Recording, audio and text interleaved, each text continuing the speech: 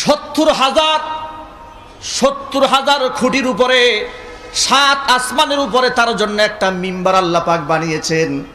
ওই মিম্বারে বসে আছে মালাকুল মাউত। বিশ্বনবী সাল্লাল্লাহু আলাইহি সাল্লাম বলেছেন, এই জগতের মধ্যে যত প্রাণী আছে অতগুলা জিহ্বা আর অতগুলা চোখ আল্লাহ পাক তারে দান করেছেন।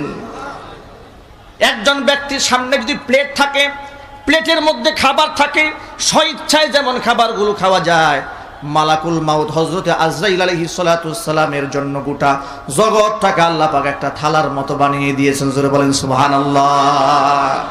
আর এত বড় তিনি, এত বিশাল অবয়বের মালাকুল মাউত তিনি, এত বিশাল আকৃতির তিনি।